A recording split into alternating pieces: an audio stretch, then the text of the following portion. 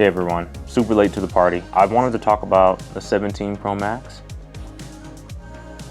So, getting into it, one of the things, I just had a trip to Japan recently and it was a great trip. The whole time I didn't bring my, filming camera that I normally use because it's humongous. And I gotta say that like this camera on this phone is actually really good. Really clear, 120 FPS is really nice to shoot in. I still think people do like 60 or 30 for more cinematic shots, but me, I like to just use what the camera is capable of and do 120. I feel like it looks a lot smoother, especially for looking at recording things with motion. But I kind of just wanted to talk about this phone a little bit and share some thoughts. I know I'm super late, but here we are.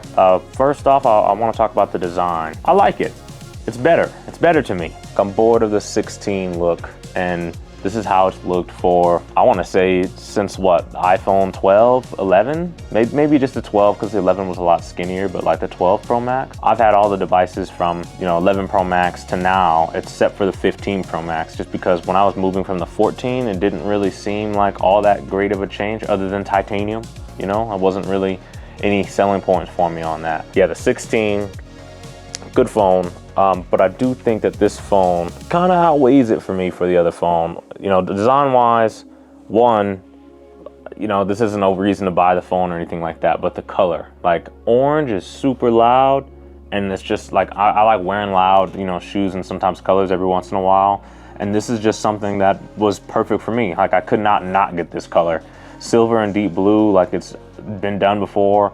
They've never done an orange, and I'm a really big fan of red. I want a red. I want like a matte red, product red one, but I don't know if we're ever gonna get that for Pro phones. When I saw this, I was like, man, I don't really care what it does. Like, let's talk about some features that I noticed while in Japan that's a lot better. So the first thing that like I really noticed from going from the 16 Pro Max to the 17 Pro Max is just the brightness.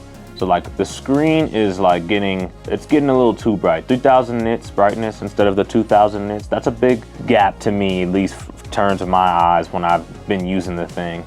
And that's honestly something that I feel like everybody would wish for, is like how bright can these screens get?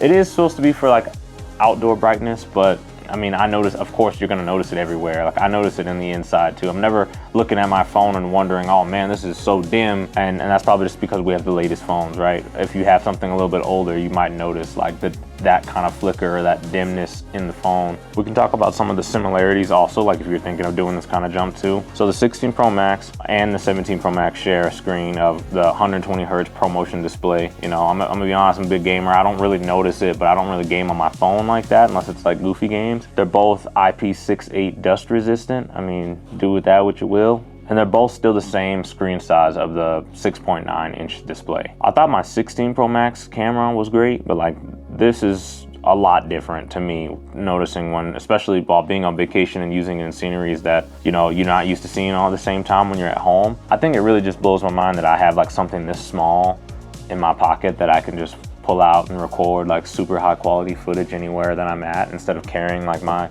Sony FX30 around and recording something. Like the zoom on this phone, I'm not one to really use it, but like when I was in Japan, I was using it all the time. It felt like, just to see all of their infrastructure and their buildings and stuff like that. And like when I took a picture of this Godzilla statue, it feels like I was like right there in front of the statue taking a photo when I was really like 1,000 feet away, from the ground, looking at that statue way up in the sky from where I was across the street from the actual building that it was on. The other weird thing about this is like, and it's also meaningful though, is like the thinness in between these phones. The 17 Pro Max is a little bit thicker, just by a little bit. I mean, at first it was something I noticed when I first opened the phone, like I unboxed the phone and I had it for about a day, and then after like putting this away and just using this, I don't really notice it. Weight, this is a little bit heavier by a little bit as well. It's not like that much chunkier, but the battery life is a lot better on the 17 Pro Max than the 16. So the battery life for the 17 Pro Max is gonna be 5,088 milliamp hours, and then the 16 Pro Max is gonna be 4,686 milliamp hours. So I will say, for battery life between the two, I haven't had that phone longer than a year for my battery to degrade. I will say that I noticed the battery would drop 10 when I'm just doing bigger things, like watching a 4K movie that I downloaded in airplane mode on the plane or on the bullet train. But like as far as doing normal things, like just taking photos and videos and just checking normal social media and stuff like that, day-to-day things on my phone, I will say that this lasted me pretty much all day. I didn't have to, I bring a lot of battery bricks and stuff around when I travel, and I didn't really have to use this kind of stuff. I often just lended it to friends and stuff while we were out. So overall, yeah, battery life isn't really a complaint, but it's not something that I tend to ever really have a problem with. So in terms of lenses, the 16 Pro Max has a 48 megapixel main camera, 48 megapixel ultra wide camera, and then a 12 megapixel telephoto lens, which makes it like you can use up on this camera 5 times optical zoom. So like this phone has 8 times zoom, and all of those cameras are 48 megapixels now. So like that helps overall quality.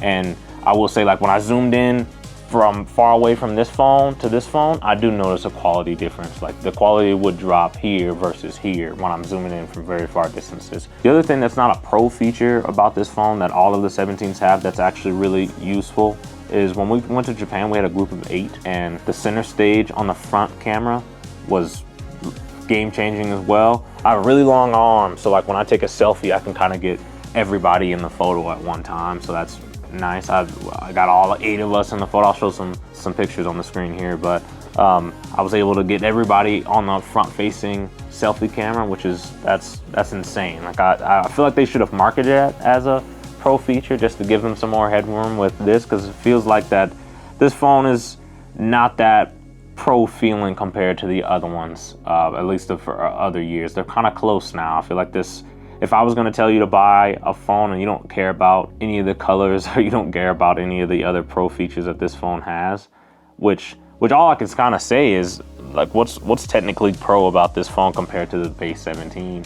The base 17 has just one less lens, so I guess you get like, you don't get that lens there, but you still get the ultra wide 48 megapixel lens, and you still get the 48 megapixel main camera, and you get the center stage. So I would get a regular 17 most likely if I was logistical and didn't love technology and stuff like that and didn't see it all the time. Phone still comes in base 256.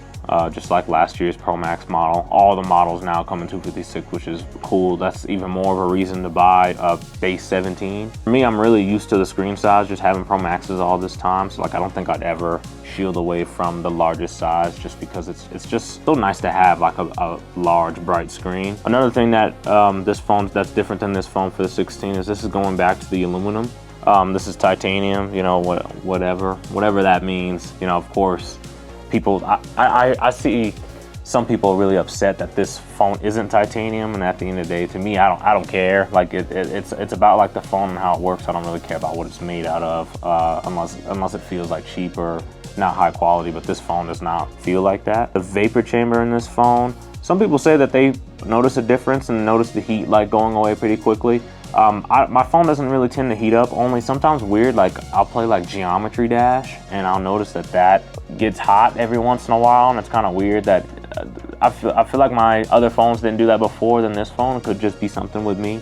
Every other task, no, this phone doesn't get hot, and if it does, I think it's doing its job. It doesn't stay hot for very long, which is good. But other than that, I don't have too much to say about it. Is it worth it? I'd say for me, just because of what I do and what I love. And if I can afford the latest and greatest, I always try and find a reason. And if you're like me, then I'm sure you already have one or you already know your answer. But if it's worth it, I'd say it's definitely worth it for the people I see, maybe iPhone, like a XS Max, 11 Pro Max area. But if you're rocking a 14, 15, 16, I mean, that's up to you. If you like the design and the features that I've talked about speak out to you. If you're a person that likes the latest and greatest, I'm sure you already have your answer. So thank you guys for watching. I'll see you in another one.